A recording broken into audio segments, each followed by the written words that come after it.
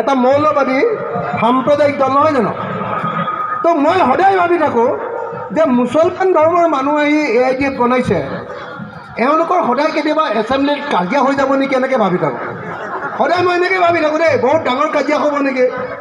কিন্তু উল্টাই সদায় দেখি থাকোঁ যে বিজেপিৰ লগত অকল মোৰ কাজিয়া হয়, মোৰ লগত বহুত ডাঙৰ কাজিয়া হৈ যায়।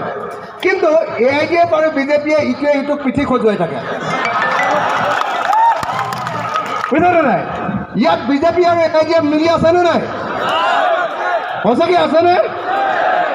বিজেপি আৰু AIDFে মিলি কালি আমাৰ জহিৰুদ্দিন লস্কৰ, আমাৰ কেন্দ্ৰীয় কমিটিৰ সাধাৰণ সম্পাদক জহিৰুদ্দিন লস্কৰক জানেনে? কালি জহিৰুদ্দিন লস্কৰক কালি গ্ৰেপ্তাৰ কৰিছে, হয়নে নহয়? আপোনালোকে জহিৰুদ্দিন লস্কৰে কিবা 2 নম্বৰী কৰা জানে নেকি? আপোনালোকে তেওঁ মানুহৰ কাৰণে কাম কৰে নহয় জানো? তেওঁ মানুহৰ কাৰণে কাম কৰে। য'তেই মানুহৰ উচ্ছেদ হৈছে জহিৰুদ্দিন লস্কৰ গৈ জঁপিয়াই পৰেগৈ, য'তেই অন্যায় হৈছে জহিৰুদ্দিন লস্কৰে মাত পাতে। জহিৰুদ্দিন লস্কৰ আপোনালোকৰ বৰাকৰ পৰা উঠি অহা এজন অত্যন্ত গুৰুত্বপূৰ্ণ জাতীয়তাবাদী নেতা।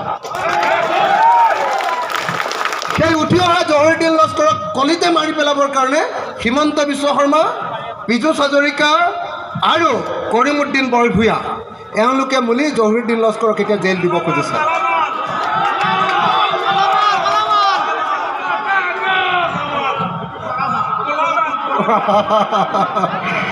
কৈছে কোনোবাই কলামাল বুলি কৈছে, মই এইবিলাক নকওঁ আৰু। মই আপোনালোকক এটা কথা কওঁ দেই, বৰাক উপত্যকাৰ মানুহক ব্ৰহ্মপুত্ৰ উপত্যকাৰ মানুহে অন্যায় কৰে বুলি, বেছি সন্মান নকৰে বুলি, বৰাক উপত্যকাৰ মানুহক ব্ৰহ্মপুত্ৰ উপত্যকা আৰু দিছপুৰে বেছি গুৰুত্ব নিদিয়ে বুলি বহুত সমাজ